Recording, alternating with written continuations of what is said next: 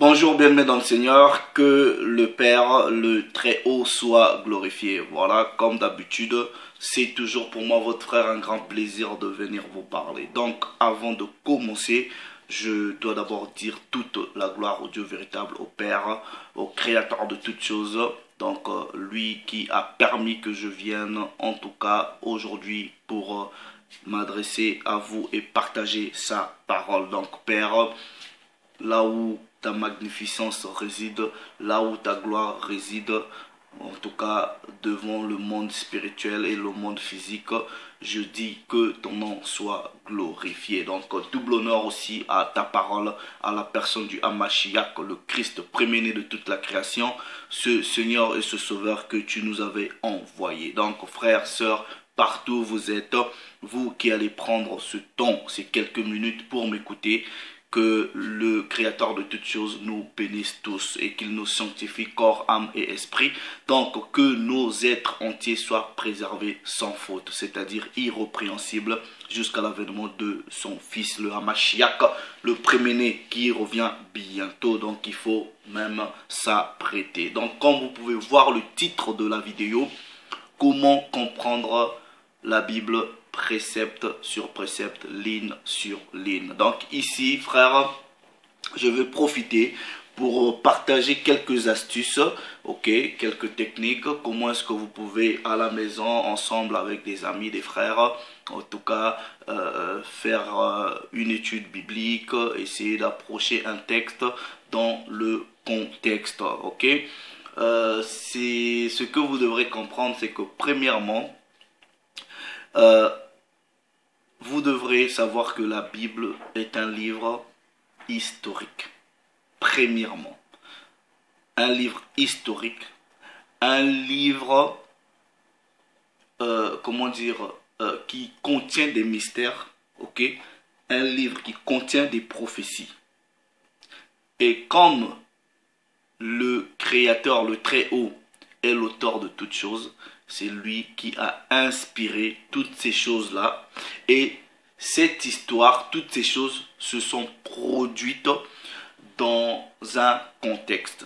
Donc, une histoire se produit dans un contexte, dans un espace-temps et espace. Donc, il y a le temps et l'espace. Donc, ces choses-là se sont produites dans le temps et dans l'espace. Or, ce qui est historique revêt un ensemble de critères, un ensemble de détails. Donc, vous retrouverez dans l'histoire la culture. Donc, il y a des données culturelles qu'il faut comprendre, il y a les données sociales qu'il faut comprendre, il y a les données politiques qu'il faut comprendre, il y a les données environnementales qu'il faut comprendre, et ensuite, il y a le volet spirituel aussi qu'il faut comprendre. Or, l'histoire non seulement se produit dans une culture, dans une société, dans un environnement donné, mais il y a aussi maintenant dans cette histoire des personnages, des peuples. Donc, quand vous approchez la Bible, vous devrez avoir à l'idée toutes ces choses-là. Il y a plusieurs dimensions dans la compréhension du texte biblique. Vous pouvez approcher la Bible d'un point de vue historique. Vous pouvez approcher la Bible d'un point de vue spirituel, c'est-à-dire dans les mystères. Ok? Vous pouvez approcher la Bible d'un point de vue, on va dire, social, culturel. Celui qui veut approcher la Bible, par exemple, d'un point de vue historique, je prends un exemple, il veut comprendre par exemple la royauté, ok, vous devrez étudier la royauté en lisant tous les livres qui sont en relation avec les rois, les dynasties. Vous devrez apprendre toutes ces choses-là. Donc en réalité, vous devrez tout lire. Vous devrez tout lire du commencement jusqu'à la fin. Vous devrez tout lire. Or, il ne suffit pas de lire pour lire, mais il suffit de lire pour comprendre. Je me rappelle, il y avait un tonton, quand j'étais tout petit, on nous a toujours fait croire qu'il avait lu la Bible 3-4 fois. Mais le jour où, en grandissant, j'ai eu une conversation biblique avec lui, je me suis rendu compte qu'en réalité, il n'avait pas compris ce qu'il avait lu. Donc la Bible, c'est pas un roman, c'est pas un journal, c'est pas voilà, je sais pas comment vous appelez, mais ça reste un livre qui est inspiré par la parole du Père. C'est un livre historique, donc il faut l'aborder avec ces approches-là. Donc de la même façon, vous allez aborder un texte prophétique, c'est pas de la même façon que vous allez aborder un texte romantique. De la même façon, vous allez aborder un texte, comment dire, les actes, c'est pas de la même façon que vous allez aborder une lettre. Il y a toujours un contexte dans lequel les choses se sont passées. Un contexte. Et vous allez remarquer, souvent, les gens, ils viennent citer, font des citations où ils mettent des versets. Ils leur font dire en réalité ce que le verset ne dit pas dans son contexte. Donc ici, ce que je vais faire, je vais essayer de donner quelques astuces qui, j'espère, pourra aider un frère, une sœur dans sa démarche de chercher un peu de comprendre les Écritures. Ok? Donc, ça va être simple, j'espère. Bon, après les histoires de mystère, tout ça là, ça n'engage que le Père lui-même, parce qu'il fait grâce à qui il veut. Donc, il ne suffit pas de lire pour lire, parce que je connais bien de gens qui lisent, qui ont tout lu, mais ils n'ont pas compris. Je connais aussi les gens qui peuvent vous mémoriser les versets comme ça là. Vous discutez, ils te donnent le verset, et vous discutez, ils donnent le verset, mais ils donnent que des versets qu'ils n'ont pas compris dans leur contexte. Donc il fait de la mauvaise utilisation des versets. Il ne suffit pas pour lire, ok, mais il suffit de lire et comprendre le contexte et avoir la révélation. Pourquoi? Nous allons d'abord, premièrement, dans Ésaïe, ok, Ésaïe chapitre 29, ok, Ésaïe chapitre 29, version seconde 19-10, je commence à partir du verset 11, il est écrit, lui seconde 19-10, toute la révélation est pour vous les mots d'un livre cacheté. Donc un livre qui est cacheté, c'est un livre qui est scellé, qui est mystérieux. Il y a le sceau, ok? Donc toute la révélation est pour vous comme les mots d'un livre cacheté que l'on donne à un homme qui sait lire, ok? Donc en gros, on a pris le livre. Ici, il va y avoir deux personnes. Un illettré, ok? Et un lettré. Donc on donne à la personne qui sait lire, qui est peut-être allé à l'école, qui a fait les études, on lui donne le livre, ok? Et écoutez sa réponse, ok? Et qui répond, je ne puis, car il est scellé, car il est cacheté. Donc, il sait, il est conscient que, ouais, ben, je peux lire les lettres, tout ça là. Mais en réalité, je ne vais pas avoir la révélation parce qu'il y a un mystère. Le livre est voilé, ok? Donc, maintenant, pour que le mystère vous soit révélé, là maintenant c'est la grâce du Père, ok? Donc c'est là que vous allez demander au Père et le Père va déverrouiller le mystère. Maintenant, et lui il était conscient que malgré que je suis allé à l'école, malgré que je sais lire, je veux rien comprendre. Donc je peux lire et je vais rien comprendre. Donc il y a plusieurs personnes qui ont lu parce qu'ils ont la capacité de lire, mais ils n'ont pas compris le sceau, les mystères. Maintenant, la deuxième personne, ok? La deuxième personne, regardez maintenant, est comme un livre que l'on donne à une personne qui ne sait pas lire, en disant, lis donc, et qui répond, je ne sais pas lire. Donc, il y a deux catégories de personnes. Donc, il ne suffit pas de lire pour lire, mais il suffit de lire pour comprendre.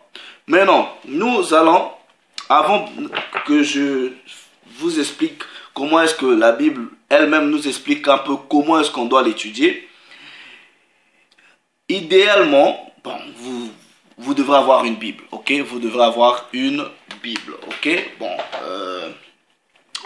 c'est pas, je demande pas à tout le monde d'avoir plusieurs Bibles, plusieurs versions, ok? Il y en a qui sont étudiants, il y en a qui aiment, voilà. Donc ça dépend, ok? Donc vous avez votre Bible et si vous, idéalement, ok, achetez-vous un dictionnaire, ok? Donc ici j'ai un dictionnaire, le Angus Bible Dictionary, ok? J'ai un dictionnaire. J'ai aussi le Zondervan, ok, le compact, ok, le Zondervan, un dictionnaire biblique, ok, qui est très bon, le Zondervan Bible Dictionary. Donc vous avez besoin d'un dictionnaire. Bon, j'ai à part le dictionnaire, j'ai la Strong, ok, j'ai 2 Strong concordance, ok.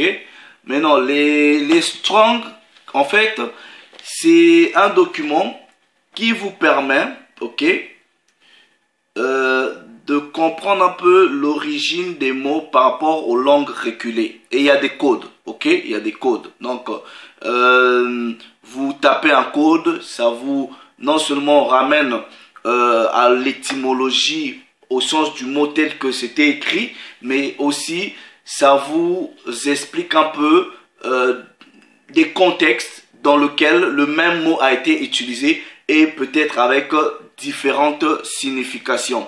Donc j'ai la Strong Concordance, ok, et j'en ai 2, ok, voilà, donc ça c'est ce que j'utilise. Bon, après ceux qui veulent approfondir un peu, bon, après il y a les apocryphes, des trucs comme ça, ok.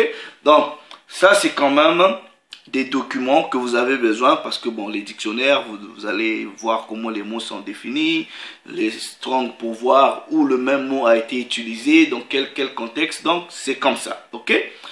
Voilà, ensuite ben, vous avez votre cahier, tout ça là pour prendre des notes et essayer un peu de coller les préceptes, ok. Maintenant, il y a 2 niveaux, ok, 2 niveaux, c'est-à-dire il y a d'abord le niveau élémentaire, ok, ce que la Bible appelle par le lait, et il y a un autre niveau où ça devient un peu les choses un peu difficiles à comprendre, ok. Maintenant, ça, la Bible l'explique, ok, comme vous pouvez lire. On va dans Hébreux, ok, Hébreux, je pense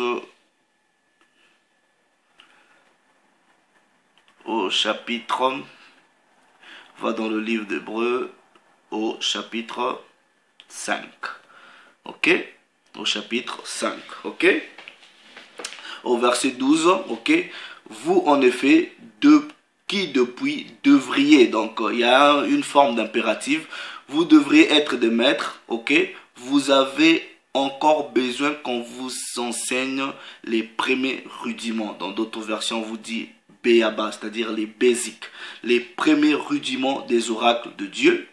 Vous en êtes venus à avoir besoin de lait et non de nourriture solide. Donc il y a 2 étapes. Donc il y a le lait et il y a la nourriture solide. Ok? Or, quiconque qui est au lait n'a pas l'expérience de la parole de justice, car il est un enfant. Ok? Il n'existe pas les histoires d'enfants spirituels. Ça n'existe pas. Ok? C'est vous avez le niveau d'enfant dans les Écritures, parce que vous venez à peine de commencer. Ok, vous pouvez peut-être pas connaître la lettre, mais spirituellement vous êtes poussé qu'une autre personne qui connaît la lettre. Donc quand quelqu'un vous dit vous êtes un bébé spirituel, c'est une abomination. N'acceptez jamais ça. Ok, parce que spirituel c'est spirituel, la lettre c'est la lettre. Ok, donc ici on dit quiconque qui en est au lait n'a pas l'expérience de la parole de justice. C'est la parole. Vous êtes un enfant par rapport à la parole et non un enfant soi-disant spirituel ou quoi que ce soit. Bref, car il est un enfant. mais la nourriture solide est pour les hommes faits. Donc, ceux dont le jugement est exercé par l'usage à discerner ce qui est bien et ce qui est mal. Donc, il y a des étapes. Ok? Maintenant, comment peut-on faire comprendre un texte biblique à une personne? Ok? On va vous expliquer. On va maintenant dans Ésaïe. Ok? Ésaïe nous l'avait déjà bien expliqué. Ésaïe chapitre 28. Ok? Ésaïe chapitre 28. Attendez, je vais ouvrir mon application. Il y a aussi plusieurs applications que vous pouvez toujours télécharger qui sont vraiment bien. Ok, il y a les Strong que vous pouvez télécharger facilement sur votre téléphone. Hein. Donc voilà, Ésaïe chapitre 28. Ok, Ésaïe chapitre 28. Je commence à lire à partir du verset 9. Donc comprenez que le lait va représenter l'enfant et il y a la nourriture solide. Ici, il est écrit, à qui veut-on enseigner la sagesse? Version King James française. Et à qui veut-on donner des leçons? Est-ce à des enfants qui viennent d'être sevrés? Donc le sevrage, c'est l'allaitement en coupe. Donc on vous parle des enfants. Donc les enfants là avant, ils buvaient du lait. Mais on dit ici, on veut maintenant leur enseigner. Ok? On dit, qui viennent de quitter la mamelle. Donc, en gros, c'est que l'enfant a déjà reçu une première alimentation. Le lait. Et quand vous sévrez l'enfant, vous devrez passer à une autre alimentation. Donc, après le sevrage, c'est une autre forme de nourriture. Donc, c'est des étapes. Maintenant, pour faire cela, la parole dit, car c'est précepte sur précepte. Précepte sur précepte. Règle sur règle. Dans d'autres versions, on va dire ligne sur ligne. Règle sur règle. Un peu ici, un peu là. Voilà. Donc on dit pour enseigner, pour donner des leçons, ça se fait précepte sur précepte. Ligne sur ligne, un peu ici, un peu là. Donc, je vais faire une petite illustration. Comme vous pouvez voir ici, ça va représenter la Bible. La Bible, c'est un puzzle. Ok? Comme vous pouvez voir, ça c'est des trucs des enfants. C'est l'alphabet. Donc, ici, vous voyez différentes couleurs qui sont éparpillées partout. Ok? Maintenant, si par exemple, je prends... attendez, je vais faire juste une petite illustration. Ok? Je prends la couleur jaune comme ça. Ok? Jaune comme ça. Ok? Je suis en train d'étudier sur un texte précis. Ok? Donc, Ésaïe nous dit, pour que je comprenne le texte, je dois lire précepte sur précepte, ligne sur ligne. Ok? Donc, je m'arrête d'abord là. Ok? Maintenant, ça veut dire quoi? Je donne un exemple. Si sur le précepte que je lisais ici en jaune, ok, ça me parlait, par exemple, du baptême. Ok? Du baptême. Ok? Maintenant, il y a maintenant ce jaune-ci, c'est un peu jaune, mais avec le rouge. Mais ici aussi, ça me parle du baptême. Il y a aussi un autre jaune ici. Donc ça veut dire quoi? Ça veut dire, après avoir lu un peu ici, je dois maintenant aller rechercher dans un autre livre le un peu là. C'est-à-dire la même chose qui est écrite ou dont on parle, mais dans un autre livre. C'est ça le puzzle, parce que les pièces sont éparpillées. Donc, c'est un peu ici, un peu là. Précepte sur précepte. Donc, je prends un précepte ici, je prends un précepte là, je les colle. Et cet exercice-là, on va le faire tranquillement. Donc, vous voyez, maintenant, si par exemple, je prends seulement un seul verset, comme ça, ok? Je prends un seul verset, je vous donne le verset, sans se tenir compte des autres, c'est la fraude. C'est la fraude. Et plusieurs personnes font ça. Ok? Ils prennent seulement un verset en dehors du contexte, en dehors de comment est-ce que les préceptes se collent, et ils vous balancent un verset. Sans se tenir compte du contexte, sans se tenir compte que la même chose, elle est dite quelque part d'autre. C'est ce que la plupart des gens font.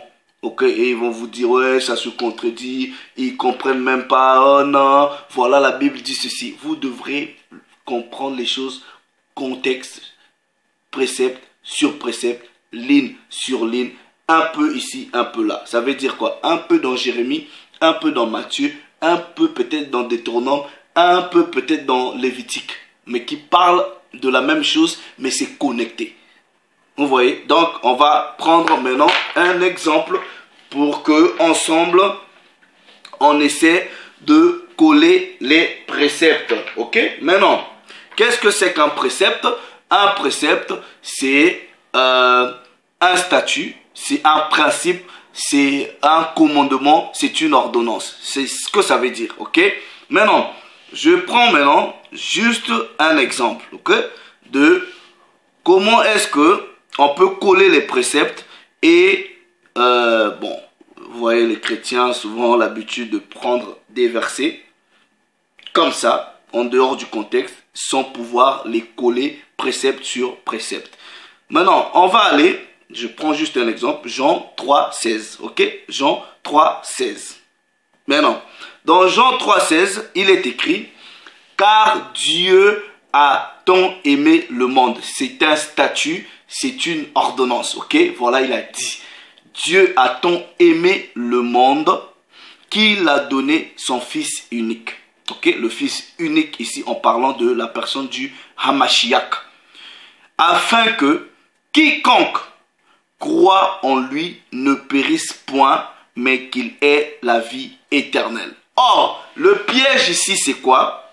C'est que la plupart des gens vont lire ce verset, surtout dans le christianisme. Oh, Dieu a tant aimé le monde qu'il a donné son Fils unique. Il a tant aimé le monde.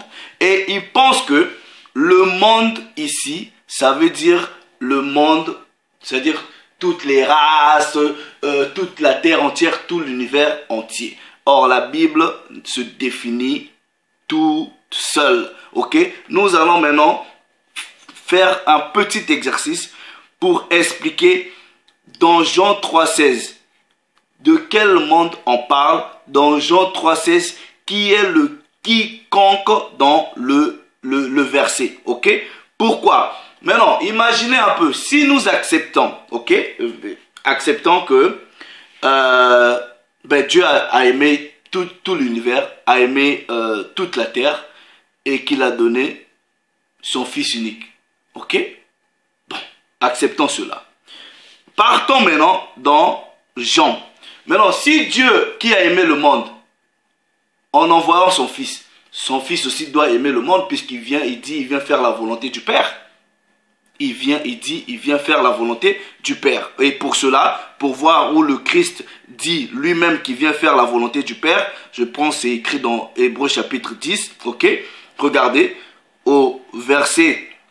à partir du verset 5, on dit, c'est pourquoi Christ entrant dans le monde dit, tu n'as voulu ni sacrifice ni offrande, mais tu m'as formé un corps. Tu n'as agréé ni holocauste ni sacrifice pour le péché. Alors je dis, voici, je viens dans le rouleau du livre, il est question de moi pour faire, ô Dieu, ta volonté. Maintenant, si Dieu lui avait tant aimé le monde, ok, et qu'il a envoyé son Fils unique, donc en gros le Fils unique qui devrait venir pour faire la volonté du Père.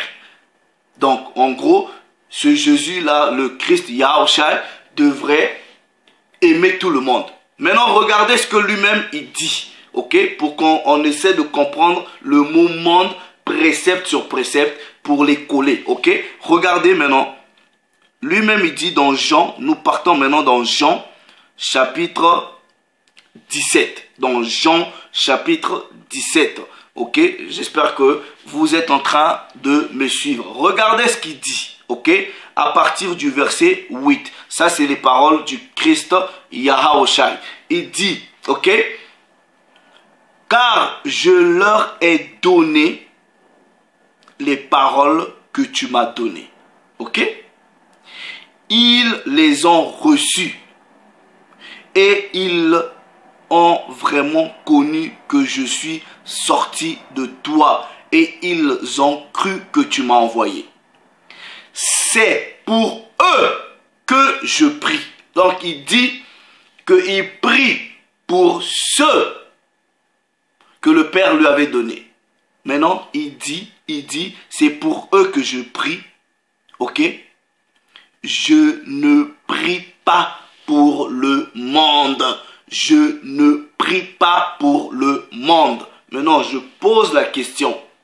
Quelle est maintenant la différence entre le monde de Jean 3, 16 et le monde de Jean chapitre 17, verset 9? Puisque lui dit, il prie pour une catégorie de personnes, il ne prie pas pour le monde. C'est là maintenant, vous allez avoir besoin d'un dictionnaire pour voir le mot monde dans la Bible a combien de sens. Même dans une explication simple, vous avez le monde étant que terre entière, univers. Vous avez le monde étant que, quand on dit le monde des artistes, le monde du football. Donc, quand on dit le monde du football, on parle que d'une espèce particulière des gens. Le monde des artistes, le monde politique. Donc, c'est le même mot, mais qui va prendre maintenant une signification, ok, dans un contexte. Est-ce que le contexte de Jean 3, 16, c'est le contexte qui est exclusif à une catégorie d'individus, qui est exclusive à un contexte exclusif, excusez-moi, qui est un contexte exclusif à une nation, à une catégorie de personnes, ou c'est le monde inclusif, ou c'est tout le monde? Puisque lui qui vient faire la volonté du Père vous dit qu'il prie pour eux. C'est qui le eux? Il ne prie pas pour le monde. Nous allons maintenant pour voir que la Bible vous parle de plusieurs sortes de monde. Hébreu, prenez Hébreu, ok, au chapitre 1er, ok. Je vais vous donner les bonnes versions. Hébreu chapitre 1er, verset 2, ok. Vous connaissez le verset où dans la plupart des versions on dit autrefois Dieu nous a parlé au travers nos pères par les prophètes, ok. Mais dans les derniers temps, ok, il nous a parlé par le Fils, ok, lequel il a aussi établi héritier. Et voilà. Maintenant, je prends la version de la liturgie, Hébreu chapitre 1er, verset 2. Il est écrit, mais à la fin, en ces jours où nous sommes, il nous a parlé par son Fils, qu'il a établi héritier de toutes choses et par qui il a créé les mondes. Il a créé les mondes. Donc, la Bible vous fait comprendre que le mot monde a plusieurs significations. Donc, le Christ a créé les mondes. Donc, plusieurs mondes. Si vous avez la version de la Nouvelle Bible Seconde, ok, Nouvelle Bible Seconde, on dit, nous a parlé en ces jours qui sont les derniers par un Fils qu'il a constitué héritier de tout et par qui il a fait les mondes, ok. Donc vous prenez la Bible version Tob, ok, on vous parle, il a créé les mondes, traduction King James française, les mondes. Donc il existe plusieurs sortes de mondes. Mais non, nous allons maintenant coller le précepte ligne sur ligne pour comprendre. Quand on parle de Jean 3,16, car Dieu a aimé le monde, quel était le monde là que Dieu avait aimé et qui était le quiconque qui devrait croire pour avoir la vie éternelle. Repartons maintenant dans le livre de Jean, ok? C'est comme ça qu'on va coller les préceptes, ok? Jean chapitre 3, ok? Jean chapitre 3, vous comprenez qu'il existe plusieurs sortes de monde. Lui-même il dit, je prie pour eux, je ne prie pas pour le monde. Mais non, vous allez comprendre que c'est une contradiction, puisque lui vient faire la volonté du Père, le Père a aimé le monde, le Fils qui vient, il dit, non, je prie seulement pour une petite partie des gens, le monde là je prie pas. C'est pas une contradiction, ok? Parce que vous n'avez pas étudié la Bible ligne sur ligne. Ceux qui sont spécialistes en contradiction vont vous faire croire que voilà, c'est ça la contradiction. Dieu a dit là-bas qu'il a aimé. Lui, quand il vient, votre faux Christ là, il dit, c'est ça. Vous voyez, précepte sur précepte. Quand vous maîtrisez l'usage des préceptes, vous allez facilement démasquer ceux qui n'ont même pas la connaissance des Écritures qu'ils prétendent avoir. Ok?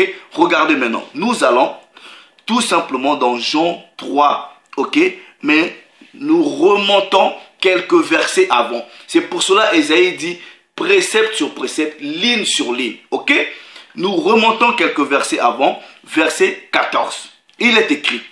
Et comme Moïse éleva le serpent dans le désert, il faut de même que le Fils de l'homme soit élevé, afin que quiconque croit en lui ait la vie éternelle. Mais non. Nous allons aller là où Moïse, ok, avait élevé le serpent de rein. C'est là qu'on va coller maintenant le précepte, ok? Parce que ici, si par exemple, quelqu'un n'a jamais lu le livre de Nombres, il voit seulement Moïse avait élevé, mais Moïse avait élevé le serpent de rein où? Mais non, la question que vous allez comprendre, vous devrez d'abord vous poser la question de savoir, quand Moïse avait élevé le serpent de rein, il avait élevé le serpent de rein, il y avait qui? Devant quel peuple? C'est ça le contexte. C'est ça quand vous devrez avoir l'historicité des choses.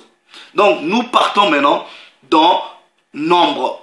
Parce que ici on vous parle de vie éternelle. On vous parle qu'il a levé le serpent. Ok? Donc en gros, Moïse quand il avait levé, on va maintenant prendre le contexte de l'histoire. Pourquoi le Christ ici répète les mêmes paroles. Donc là maintenant, vous allez comprendre le mystère. On va coller les préceptes. Nous partons dans Nombre, ok, Nombre chapitre 21, ok, Nombre chapitre 21, ok, à partir maintenant du verset 8. Donc on va coller Jean 3 à partir de 14 jusqu'à 16, ok. Nous allons prendre maintenant l'historicité pour que vous compreniez le contexte, ok, et l'accomplissement de la prophétie. Il est écrit à partir du verset 8. L'Éternel dit à Moïse, fais-toi un serpent brûlant et place-le sur une perche. Quiconque aura été mordu le regardera et fera quoi? Et conservera la vie. Maintenant, je vous pose la question. Qui était le quiconque quand Moïse avait élevé le serpent de rein? Est-ce que c'était le quiconque de tout le monde? Non. Ce quiconque-là, ok, c'était dans un contexte. C'était dans un espace. Donc, le quiconque-là, c'était ceux qui se retrouvaient avec Moïse quand il a élevé le serpent de rein. Contexte, un peu ici, un peu là, précepte sur précepte. Donc, le quiconque là de Jean 3,16 ne veut pas dire tout le monde, mais c'est le quiconque d'un peuple donné. Et Moïse ici, puisque le Christ lui-même dit comme c'est une comparaison, c'est une analogie, il colle les préceptes. Il dit de la même façon, lui il avait fait, ok, moi je serai élevé pour que des gens aient la vie éternelle. Qui étaient les gens à qui la vie éternelle avait été promise? Nous lisons, ok, on vous dit, donc, Moïse fit un serpent de rein et le plaça sur une perche. Et quiconque. Donc le quiconque ici, ok, c'est pour ceux qui étaient là. Et quiconque avait été mordu par un serpent et regardait le serpent de rein conservera la vie. Donc on vous dit les enfants d'Israël. C'est les enfants d'Israël partirent et ils campèrent à Oboth. Donc c'est une analogie. Quand vous lisez toute l'histoire, vous allez vous rendre compte que quand Moïse a élevé le serpent de rein, voilà, ceux qui avaient regardé, ils n'étaient pas morts. Ils ont conservé la vie. De la même façon, Christ, quand il vient, il dit qu'il faut qu'il soit élevé afin que quiconque qui va croire en lui conserve la vie. Qu'il ait la vie éternelle. Précepte sur précepte. Mais non. Pourquoi maintenant on va comprendre que le monde dans Jean 3,16 ne parlait pas forcément de la terre entière, mais ça parlait d'une nation donnée. Ok? D'une nation donnée. Pourquoi? Parce que ce Christ-là qui était venu, mais il était venu pourquoi? Il y avait déjà une promesse. Lui il dit, il vient avec la promesse de donner la vie éternelle, ok? À quiconque qui va le croire, ok? Maintenant, on va aller où cette promesse, elle a été faite. Et la promesse du salut éternel, elle a été faite, ok, à Israël. Vous pouvez prendre dans Ésaïe, ok, un livre prophétique. Donc, Ésaïe, chapitre 45. Ésaïe, chapitre 45, verset 17. Ok, je vais vous donner des versions qui, par rapport à ce verset, l'ont bien traduit. Ok, Ésaïe, chapitre 45, verset 17. La promesse du salut, ok, il est écrit dans la version second 21. Quant à Israël, c'est de l'Éternel qu'il reçoit le salut. Un salut éternel. Un salut éternel. Plus jamais vous ne serez couverts de honte ni humiliés. Israël. Donc, dans le désert, quand Moïse a élevé le serpent de rein, le quiconque, c'était des Israélites. Et le Christ, la promesse du salut, c'était Israël. Et la promesse du salut éternel d'Israël, c'était par le Christ. Et il va le confirmer même dans sa bouche. C'est comme ça que vous collez les préceptes. Un peu ici, un peu là. Je vais dans la version Nouvelle Bible Second. Ok, Nouvelle Bible Second, il est écrit quand à Israël, c'est par le Seigneur qu'il obtient le salut pour toujours. Ok, Bible, traduction du monde nouveau, quant à Israël, oui, il sera sauvé en union avec Jéhovah d'un salut pour des temps indéfinis. Maintenant, pourquoi c'est Israël qui est le monde de Jean 3,16? On va encore aller dans plus de détails puisque le Christ va le confirmer. Nous prenons maintenant Matthieu, ok, Matthieu chapitre 15, ok, puisque lui dans Hébreu il dit viens faire la volonté du Père, ok, et si la volonté du Père c'est d'aimer tout le monde, pourquoi alors lui dans Matthieu chapitre 15, ok, du verset 24, il dit aux apôtres, d'abord, non, on prend Matthieu chapitre 10, ok, Matthieu chapitre 10, à partir du verset 5, il dit, tels sont les 12 que Jésus envoya, après leur avoir donné des instructions suivantes. N'allez pas vers les païens et n'entrez pas dans les villes des Samaritains.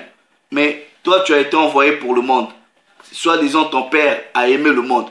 Tu donnes des missions, tu donnes encore des restrictions aux gens. Non, n'allez pas là-bas, n'allez pas là-bas. Non, c'est parce que le monde pour lequel il a été envoyé, c'était un monde précis. Frères, sœurs, contexte, précepte sur précepte, ligne sur ligne, un peu ici, un peu là. Il précise, allez plutôt vers les brebis perdues de la maison d'Israël. C'était les brebis perdues de la maison d'Israël qui constituaient le monde de Jean 3,16. Et lui-même, il sort de sa bouche. Ce n'est pas le témoignage de quelqu'un. Ok, il dit maintenant dans Matthieu chapitre 15, verset 24.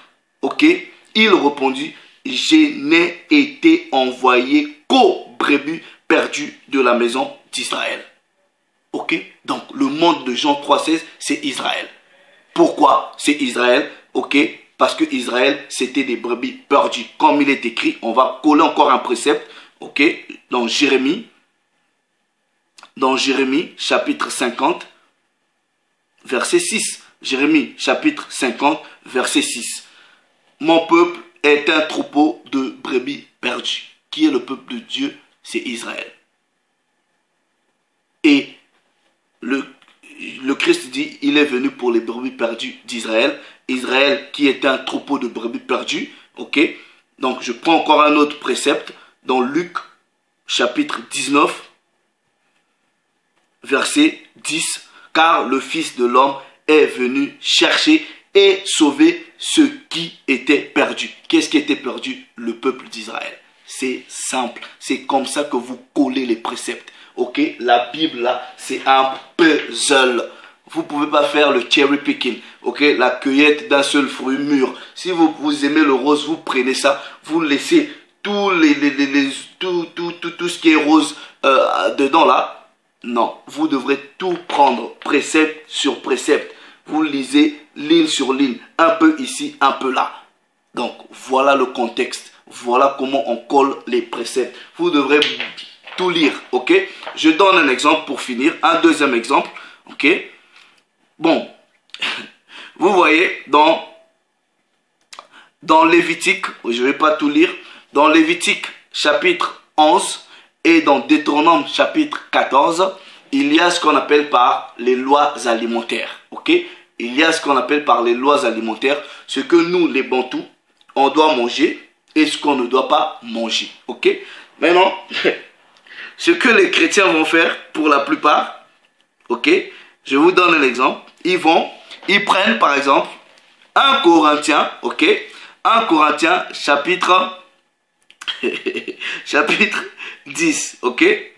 Et du verset 25, ok? Voilà, ça c'est la Bible. Ils vont, bon, admettons que tout ça là c'est les, voilà. Ils prennent 1 Corinthiens chapitre 10, verset 25. Boum, la Bible dit, mangez tout ce qui se vend au marché, sans vous enquérir de rien par motif de conscience. Donc, ils vont prendre, manger dans tout ce qui se vend au marché pour vous dire, ouais, mais en gros, la Bible dit, mangez tout. Vous voyez, ça, c'est pas précepte sur précepte. Ça, c'est pas ligne sur ligne. Est-ce que vous comprenez? Ça, c'est pas un ici, un là. Maintenant, ce qu'on va faire, on va aller ligne sur ligne. Ok? On va aller lire sur ligne. Ok? Mangez de tout ce qui se vend au marché, sans vous enquérir de rien par motif de conscience. Mais je vous dis, bon, le serpent, dans d'autres marchés, on vend le serpent. Dans d'autres marchés, on vous vend des viandes que vous ne mangez pas. Bon, est-ce que toi, ma soeur, ok, toi, mon frère, si tu ne manges pas le serpent, si tu ne manges pas le chien, et le chien se vend au marché, est-ce que parce que ici tu lis, on dit manger dans tout ce qui se vend au marché, donc ça vous donne le droit d'aller manger le chien?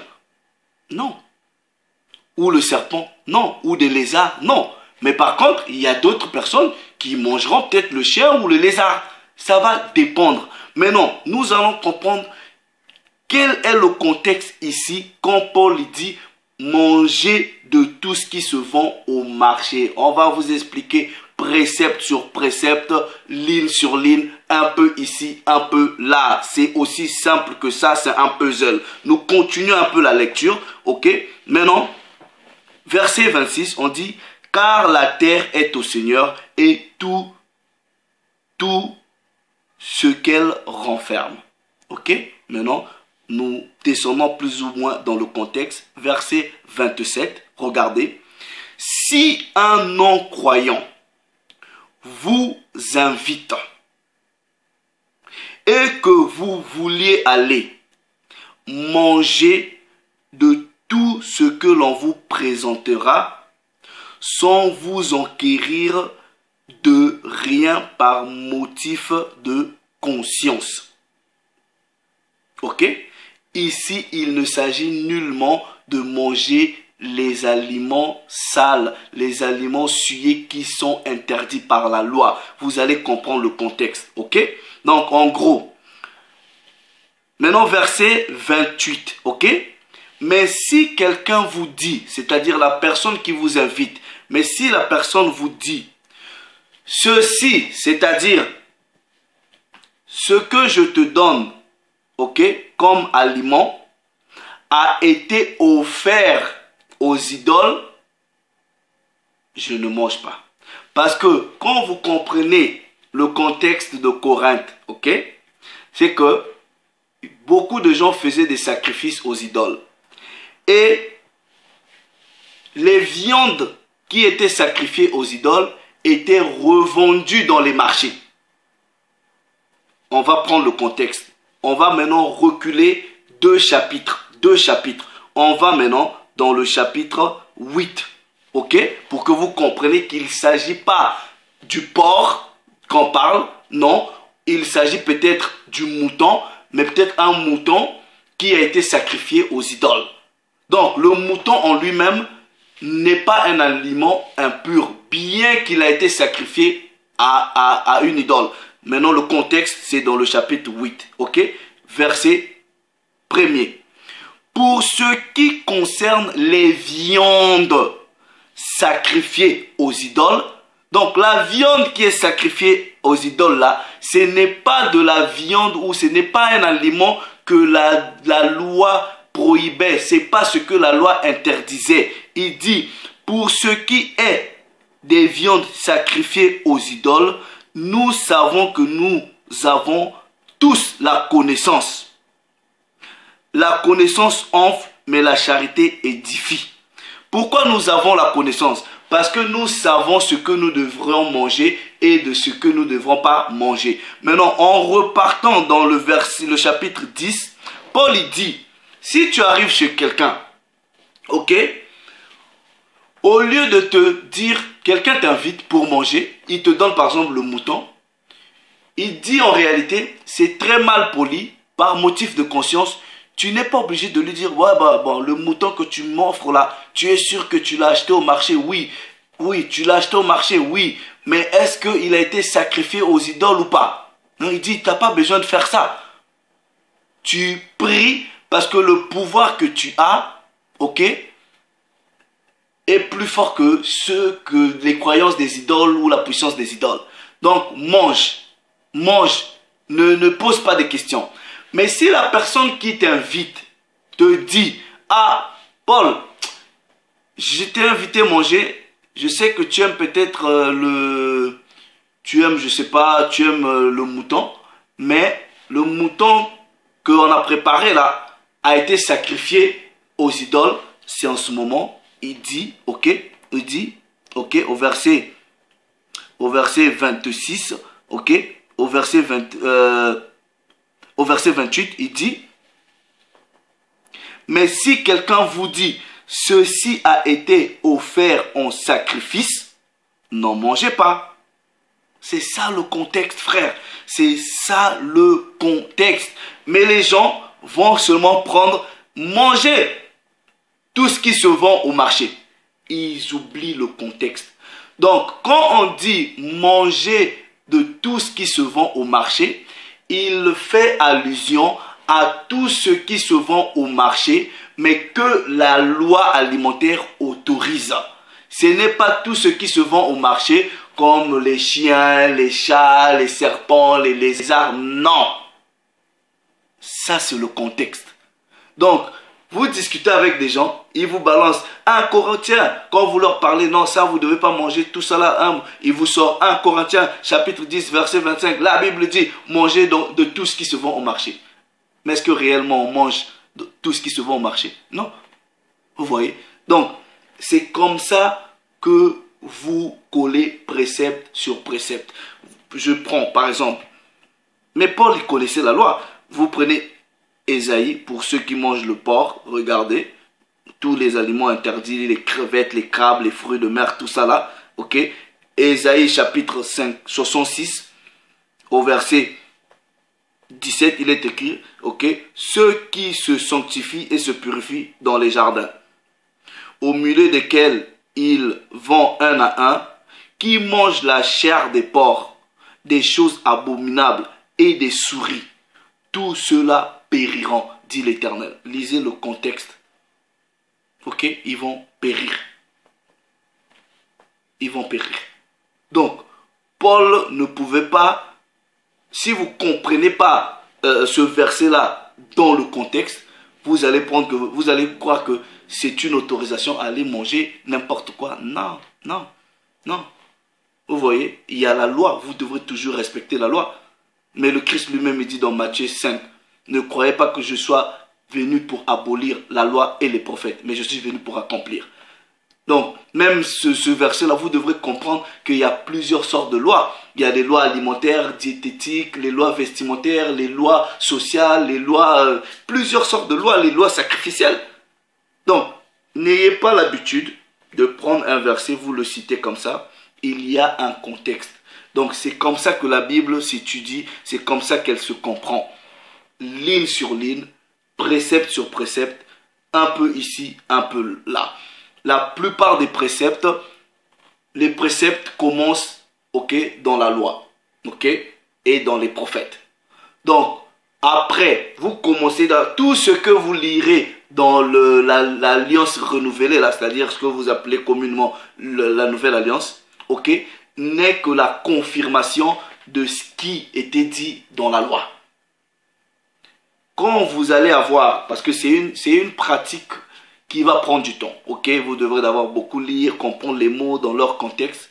Quand vous allez comprendre ces choses-là, ok, personne ne va vous embrouiller avec des bêtises, même vos pasteurs là, ils ne vont pas vous expliquer les choses comme ça. Vous allez avoir plus de maîtrise des textes, des choses que eux. Maintenant, en ce qui concerne les mystères, tout ça là, vous voyez, ça c'est la grâce du Père. C'est la grâce du Père. Donc, essayez un peu de pratiquer ces choses-là. Prenez un chapitre, petit à petit, vous lisez, vous essayez de comprendre le contexte, tout ça là, des choses, voilà. C'est comme ça qu'elle se comprend. En tout cas, bon, personnellement, c'est comme ça que je procède. J'ai toujours procédé. Voilà, ligne sur ligne, précepte sur précepte, un peu ici, un peu là. La Bible, c'est un puzzle. C'est un puzzle. Voilà. Donc, j'espère que ce petit partage, ces astuces vont bénéficier quelqu'un. Ok, essayez d'appliquer. Bon, voilà. Maintenant, après, s'il y a eu des détails où quelqu'un a peut-être, bon, je vais dire là, j'ai donné quelques astuces. Je ne peux pas tout donner comme ça, parce que comme la parole dit, il y a quand même des niveaux. Donc, il y a plusieurs personnes me suivent et je ne pense pas que toutes les personnes qui me suivent ont la même compréhension des Écritures. Donc, on y va tranquillement, ok? Il y en a qui vont peut-être vouloir approfondir un peu plus. Je suis toujours disponible. Les gens me demandent mes emails, les gens ont mon téléphone. On discute comme ça, on se partage. Donc, si j'ai manqué quelques détails, vous pouvez toujours laisser un commentaire. Si vous avez peut-être une autre façon, vous pouvez laisser un commentaire. Bon, voilà quoi. Donc, il y a aussi des documents qui sont, ou des outils qui sont un peu électroniques, comment faire des recherches, des trucs comme ça. Voilà, par exemple, des dictionnaires en hébreu, en grec, des trucs comme ça. Donc, vous avez toujours besoin de ces choses-là. Bon, malheureusement, ça demande beaucoup de temps, ok? Beaucoup de... vous devrez être dédié et assidu. Donc ça demande de la dédication et aussi de l'assiduité. Prenez le temps, c'est pas de la précipitation. Ok, c'est pas de la précipitation. Donc voilà, vous prenez, vous lisez petit à petit, petit à petit, petit à petit. Donc voilà, Et c'est par là que vous allez comprendre que il y a des événements peut-être qui ne suivent pas une logique chronologique. Vous allez peut-être remarquer qu'il y a des anachronismes, mais en réalité, quand vous comprenez l'historicité des choses, vous allez comprendre que avant même qu'on ait la Bible là, ok, les écrits c'était comme ça éparpillés. Ok, voilà. Donc, c'est un cheminement. C'est un cheminement. Donc, c'est comme ça que, bah voilà, je vais m'arrêter là, en espérant que quelqu'un a été édifié. Appliquez cela, c'est précepte sur précepte, ligne sur ligne, un peu ici, un peu là.